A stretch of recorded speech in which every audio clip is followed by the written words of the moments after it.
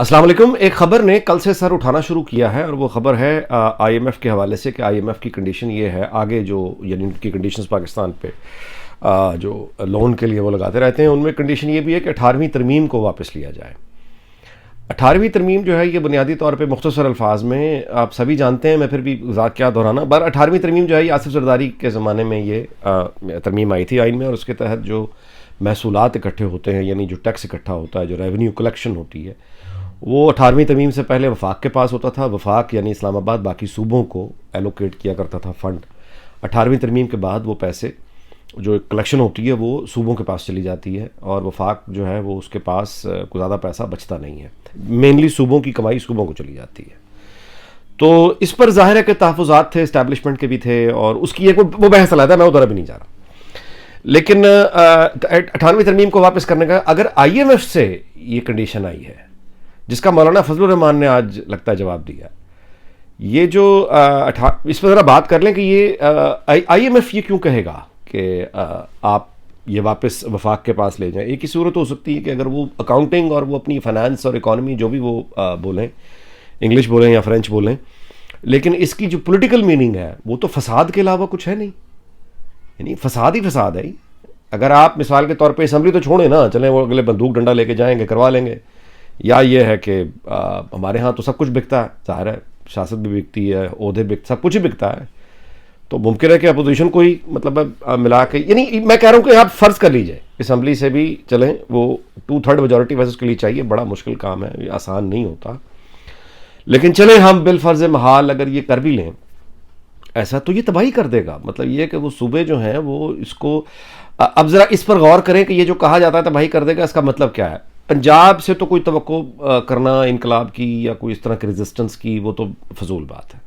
हाँ, भारतीय पंजाब है, उनमें है, यानी वो उनमें गैरत है, वो क्योंकि जमहूरियत में रहे हुए हैं, उनके अंदर इंसानी हकूक़ और जमहूरी हकूक़ का वो ख्याल है। तो मोदी जैसे वज़ीर आज़म को जाके वो दिल्ली में पढ़े हैं और उन्होंने वो जो कॉरपोरेट इंडिया का वो जो एक जो उनके इंटरेस्ट के खिलाफ था वापस करवाया। तो वो पंजाब इज़ अ डिफरेंट मतलब अगेन, हमारे तो पंजाब में सवाल ही पैदा नहीं होता। हम तो बेसिकली सलूट करने वाले लोग हैं हर तरह के डंडे को, तो हम नहीं कर सकते। तो 18वीं तरमीम अगर रिवर्स होती है तो पंजाब से तो कोई इतनी रेजिस्टेंस मेरा नहीं ख्याल कि होगी। सिंधी बेचारे वो भी कोई लड़ने लुड़ने वाले लोग नहीं हैं, उनको भी डंडे शंडे पड़ते हैं, खामोश हो जाते हैं। आगे चलें तो बलूचिस्तान तो पहले ही ज़ाहिर है कि उनकी बेचारों की कोई हैसियत ही नहीं है कि वो मार मार के उनको तबाह बना दिया, तो उधर से भी कोई। अब मौलाना फजलुर रहमान अलबत्ता जो अकेला शख्स बचता है पख्तूनख्वा में, उसके सपोर्टर्स और उसकी ताकत है इतनी कि वो इसके सामने खड़ा हो सकता है, संजीदा खड़ा हो सकता है। और मौलाना अगर खड़े होते हैं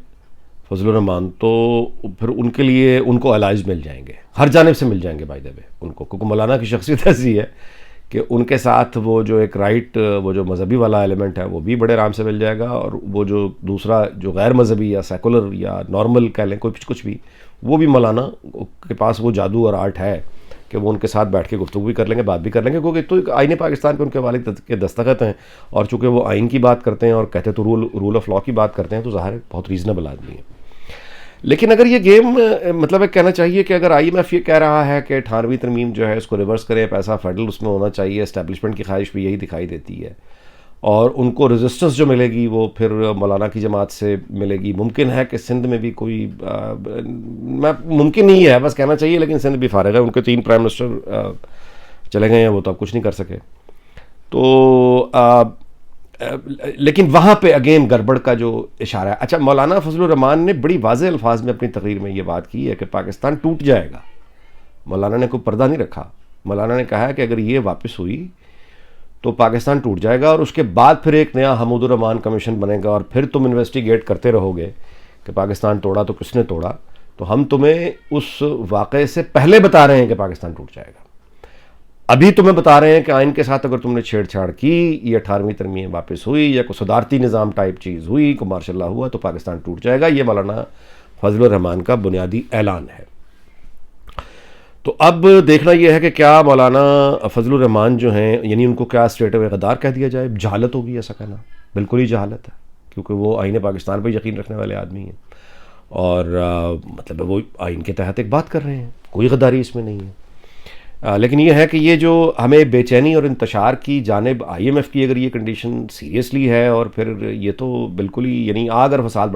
यानी भड़काने वाली बात है। ये एक और आप कहिए कि ये पाकिस्तान की जो अगर लिखा हुआ है कि हमने को बड़ी सख्त तबाही का शिकार ही होकर फाइनली ठीक होना है, तो ये उसको स्पीड अप कर देगा। दूसरी खबर जो है वो एजाज़ सैयद की ज़ाहिर है, जिसमें उन्होंने बताया कि 2 ऑर्डर्स हैं वज़ीर आज़म इमरान खान ने जो सदर से अलवी से दस्तखत करवा के खामोशी से अपने पास रख ली हैं। उन ऑर्डर्स पे क्या है ये कोई नहीं जानता, लेकिन क़यास आराई ही हो सकती है। और वो 2 ऑर्डर्स, मैं क़यास आराई की तरफ नहीं जाऊँगा, मैं सिर्फ ये जाऊँगा कि मतलब इतना ज़रूर कहूँगा कि वो 2 ऑर्डर्स जिनकी एजाज़ ने खबर दी है, उसके साथ मिला के जब इस हम यानी फैक्ट को देखते हैं कि जनरल कमर जावेद बाजवा जो हैं वो एक ही दिन में जाके इमरान खान से भी मिल रहे हैं और प्रेसिडेंट आरिफ अलवी से भी मिल रहे हैं, तो वो ऐसी कौन सी बात है जो जनरल बाजवा ने खुद जाना मुनासिब समझा एक ही दिन में। भाई बड़ी गैर मामूली बात है कि एक ही दिन में वज़ीर आज़म से मिलकर वापस आ जाते, बिल्कुल ठीक था, या सदर से मिलकर वापस आ जाते, वो भी ठीक था, लेकिन एक ही दिन में ऐसी कौन सी मतलब है वो आ गई। यानी ये उहदों में ये नहीं होता कि मैं आपकी तरफ आया हुआ था तो सोचा कि ज़रा आपकी तरफ भी हो लूँ, यानी इन उहदों पर जाके इनका एक एक मिनट कीमती होता है। यानी इनकी प्रोग्रामिंग, इनके जो एक एक दिन के शेड्यूल है महीनों हफ्तों पहले के बने होते हैं। तो इन पोजीशंस पे जाके ऐसा नहीं होता कि जनरल बाजवा इमरान खान से मिलने गए तो उन्होंने सोचा कि हो हेलो हाय एलवी सिंस आई वाज हियर, तो मैंने सोचा कि मैं चाय पीता चलूँ, ऐसा नहीं होता। और जो फुटेज आई है इमरान खान के साथ जनरल कमर जावेद बाजवा की, उसमें भी है कि लोगों ने जो नोट किया है वो ये है कि वो उन्होंने कैप नहीं पहनी हुई और वो इस्तफ़ा एक निस्बतन आरामदेह सोफे पे बैठे हुए हैं, जिस तरह पहले जिस तरह के सोफे पे इमरान खान बैठे हैं उस तरह के मिलते जुलते या बेहतर सोफे पे बैठे हैं। क्योंकि इससे पहले मुलाकात की तस्वीर में बाजवा साहब को एक ऐसी जानबूझकर एक ऐसी कुर्सी पर बैठाया गया था कि वो लगे कि एक स्ट्रेट मातहत की कुर्सी है, जबकि इमरान साहब जो है वो एक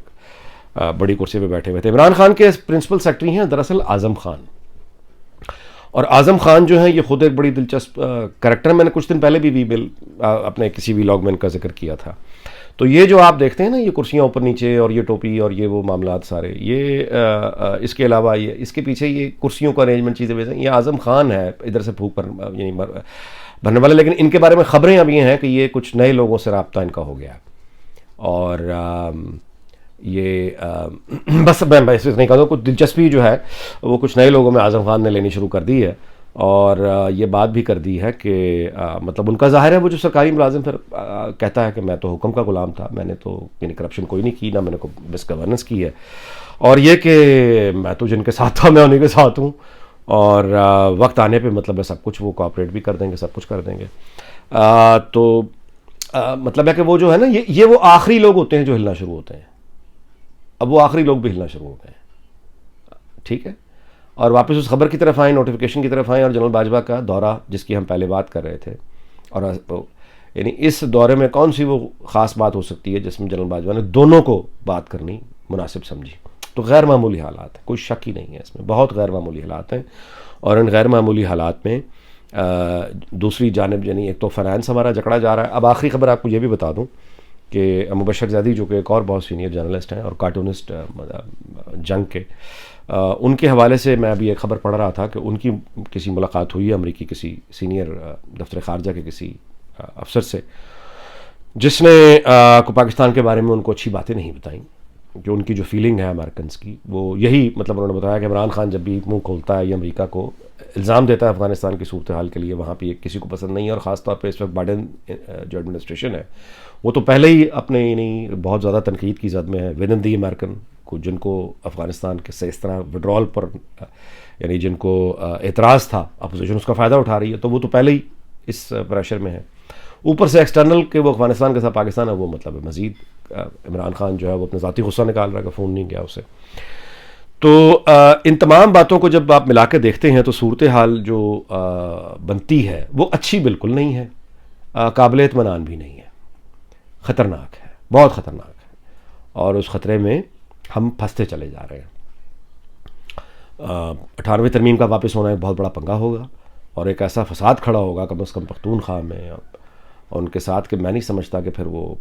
आप सिर्फ डंडे और बंदूक से उसको ज़्यादा अरसा काबू में रख सकते हैं, मुश्किल बन जाएगी। चलिए जी, अल्लाह ताला पाकिस्तान को शाद रखे, आबाद रखे, इस दुआ के साथ व्लॉग ख़त्म करते हैं, फिर मुलाकात होगी। अल्लाह हाफ़िज़।